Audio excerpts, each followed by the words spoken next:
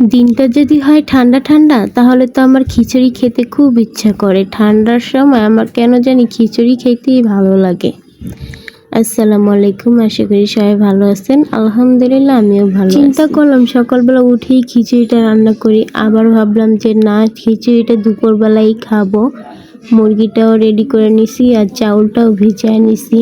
সকালের নাস্তা খেয়ে তারপরে খিচুড়িটা দুপুরবেলা রান্না করব, কারণ দুপুরবেলায় সবাই থাকে, দুপুরবেলা মিলেমিশে খিচুড়ি খাবো। আর এইদিকে আমার মেয়েটা উঠে গেছে ঘুমের থেকে, এখন তো ওদেরকে নাস্তা দিতে হবে। আমার তো দুপুরে রান্না করতে গেলে চলবে না।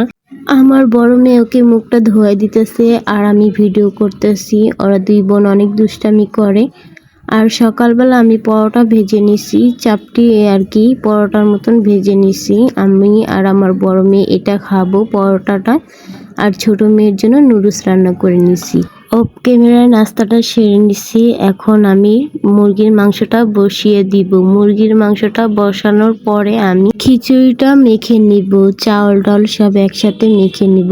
আজকে কেন জানি মাখায়া জাখায় খিচুড়ি খেতে ইচ্ছা করতেছে। তো মুরগির ভিতরে যেই সব মশলাটা দেওয়া লাগে আমি সব এক এক করে দিয়ে নিছি। তোমরা তো সবাই জানো মুরগি রান্না করতে কি কি মশলা লাগে। আমি একটু টমেটো দিতে পছন্দ করি, আমি এখানে একটু টমেটো দিয়ে দিব। কেন জানি আমার কাছে লাগে টমেটোটা দিলে ফ্লেভারটা ভালো আসে, তাই আমি টমেটোটা দিয়ে দিলাম। আমার এইখানে ভালো করে আমি কষায় নিছি মশলাটা। আমি একটু পরেই মাংসটা দিয়ে দিব।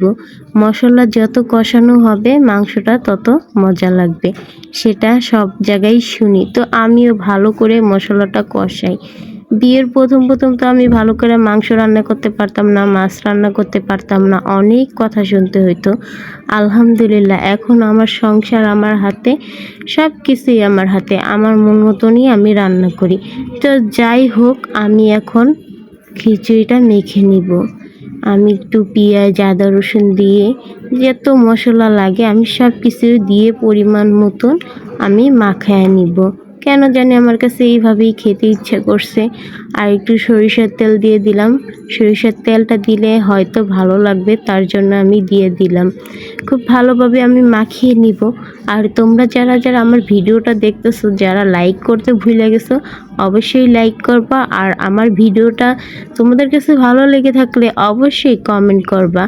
আমাকে একটা লাইক করলে, কমেন্ট করলে আমি আরও তোমাদের বেশি বেশি ভালো ভালো ভিডিও দেওয়ার চেষ্টা করব। তো যাই হোক, আমার রান্না রেডি করতে করতে প্রায় 3টা বেজে গেছে। আমার রান্নাটাও বসাতে হবে। ওইখানে আমার 2টা মেয়েও বসে টিভি দেখতেছে, খেলা করতেছে। আর তোমাদের সাথে আমি ভিডিও শেয়ার করব, তা না হলে কি হয় বলো। আমি খিচুড়িটাও বসাই দিছি। আমার মুরগি রান্নাটা প্রায় শেষ হয়ে গেছে। তো বাসায় এখনো কেউ আসে নাই। আর খিচুড়িটাতে আমার মনে হইলো একটু হলুদ বেশি হয়ে গেছে, তার জন্য আমি একটু ডিম দিয়ে দিলাম, যাতে হলুদটা কম কম লাগে, গন্ধটা যাতে না আসে হলুদ হলুদ। আলহামদুলিল্লাহ আমার মুরগির তরকারিটাও হয়ে গেছে, খিচুড়িটাও হয়ে আসছে। তো তোমাদের সাথে অনেক কথাই বললাম। আমার কথায় যদি কোনো ভুল হয়ে থাকে তোমরা অবশ্যই কমেন্ট করবা যে আপু এইখানে ভুল হয়েছে।